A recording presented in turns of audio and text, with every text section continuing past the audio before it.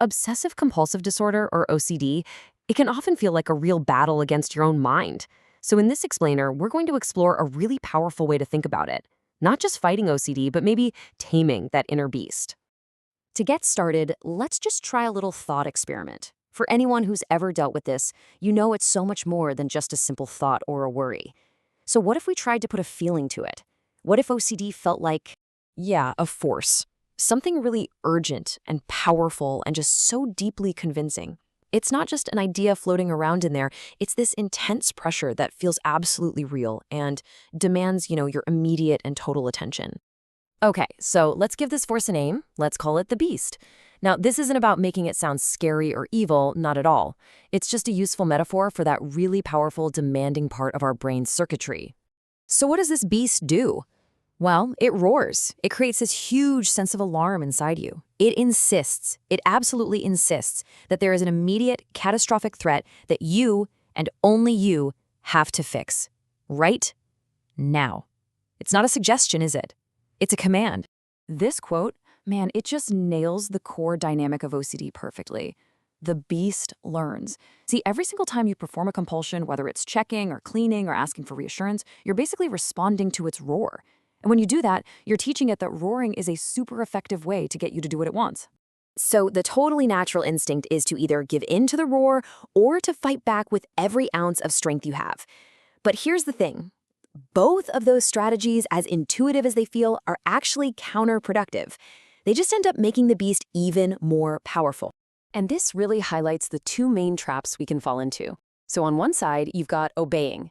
Every time you give in, you are essentially feeding the beast. It learns, hey, when I roar, I get food, so of course it's going to roar louder and more often next time. And then on the other side, you've got suppressing it. Trying to wrestle the thought down, to force it out of your mind. It's like trying to hold a beach ball underwater. The second you lose concentration, it just shoots right back up, usually with even more force. And this is just so crucial to understand.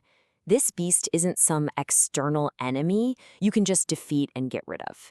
It's actually a part of your brain's circuitry. It's a specific alarm pathway that's just become a little overactive. And that's why this is not a personal failing or some lack of willpower. It's neurology.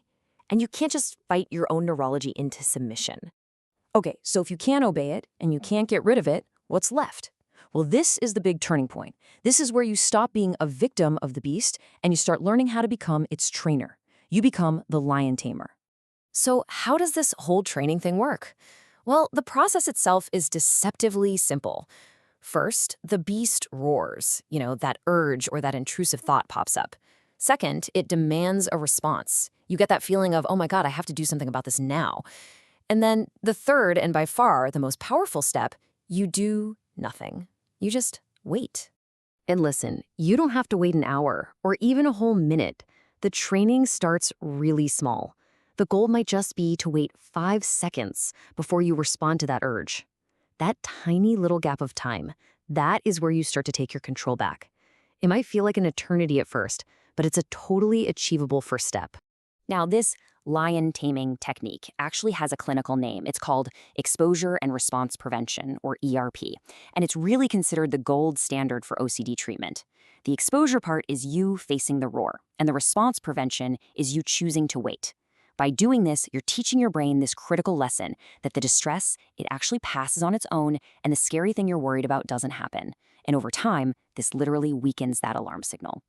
All right, so to become a really effective lion tamer, you've got to learn to recognize the lion's different roars. See, not all OCD signals are loud and obvious. Some of them are way more subtle, way more insidious. First, you've got the loud roar. This is kind of the classic OCD signal, that intrusive, unwanted thought that feels incredibly urgent and just totally overwhelming. These are often the easiest ones to spot because they feel so alien and distressing. Second, and this one is much trickier, is the rational roar. This is when the beast disguises its demands as just responsible or logical thinking. You should probably just check that one more time to be safe. It sounds like good advice, right? And that's what makes it so incredibly difficult to identify as an OCD signal. And finally, there's the background roar. These are the signals that have been around for so long, they feel like they're just part of who you are. Oh, I'm just a very organized person, or I've just always been a worrier. These are the absolute hardest to see because you've learned to identify with them. So, as we start to bring all this together, it is absolutely essential to reframe the objective here. The goal isn't to win some war against OCD or to defeat the beast once and for all. The real goal is to train it. And this brings us right back to that central paradox. If you give the beast everything it wants, you stay stuck in the cycle. But if you try to fight it all the time, you just end up completely mentally and emotionally exhausted. Neither of those paths leads to freedom. The only sustainable path forward is training. And the long-term result of all this training, it's pretty profound. The lion doesn't necessarily go away forever. The roars might still come sometimes, but with consistent practice, they become quieter, less frequent, and a whole lot more predictable. It's still there, but it's no longer running the show. You are. So the most important thing, the main takeaway from all of this, is that it frees you from the pressure of trying to be perfect. You do not have to achieve some state of zero intrusive thoughts or urges. You don't need to eliminate the beast entirely. You just need to patiently and consistently show it who's really in charge, who decides when and if a response is given. All you have to do is show it who's holding the food.